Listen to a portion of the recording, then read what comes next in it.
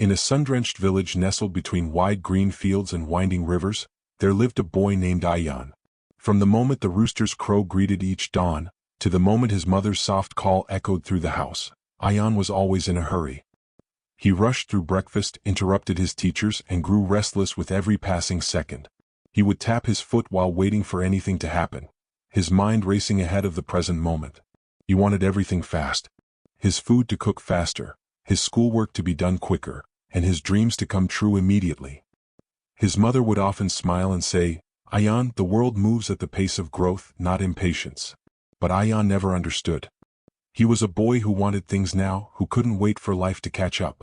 One hot afternoon, Ayaan's frustration grew unbearable. The village felt too quiet, too slow for someone like him. So, in a burst of restlessness, he stormed off into the nearby forest, muttering about how everything in life was too slow.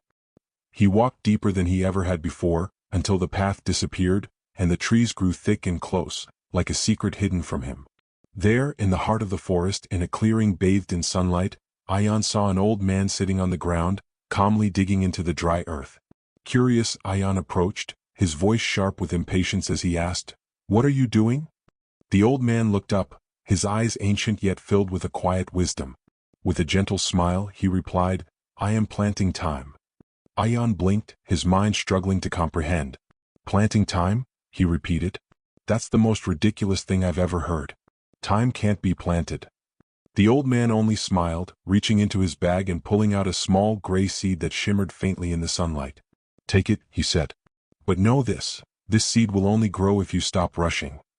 Ayaan took the seed, half convinced it was a joke, and went home. That night, he planted it in a small pot outside his window, but the seed remained still. Days passed. Weeks went by, and the pot remained empty. His frustration mounted.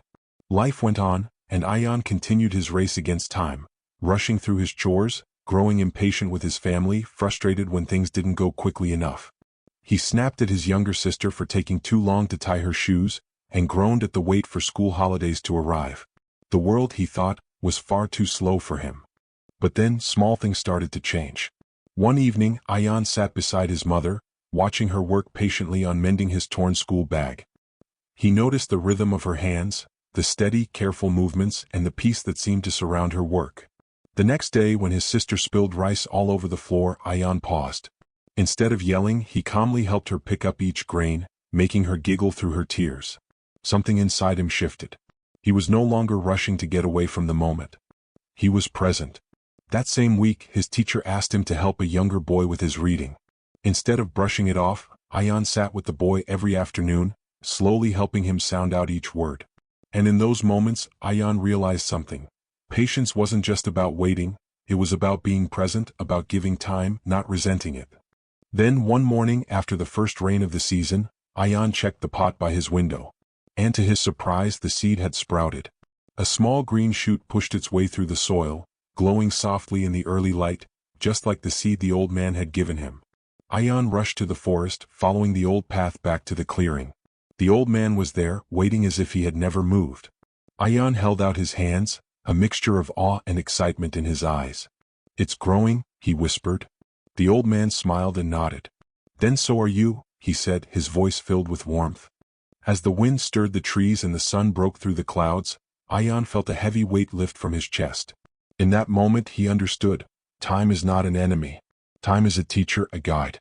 It's a river that flows at its own pace, and only when we stop fighting it, do we see its beauty. From that day on, Ayaan no longer rushed through life. He still had dreams, he still ran and laughed, but he had learned to wait, to be present, to enjoy each moment. He no longer demanded that the world hurry with him. He would sit by the guava tree and wait patiently for it to bear fruit, knowing it would come in its own time. And when the guava tree finally gave its first fruit, Ayaan smiled, not because it came quickly, but because it came when it was meant to. Ayaan's story wasn't about magic or shortcuts. It was about patience, about understanding that things don't happen on our timeline, but when they're meant to. In life, the most powerful words aren't about hurry or faster. The real power lies in waiting, in believing that your dreams will come when the time is right, and in knowing deep down that patience is not just waiting, it's growing. If Ayaan's story resonated with you, remember, your dreams will come, but only if you have the patience to wait for them. Keep learning, keep building, and never give up. If you enjoyed this video, like, subscribe, and share it with someone who needs a reminder that patience is a powerful weapon. Comment below and let us know, what are you waiting for in your life?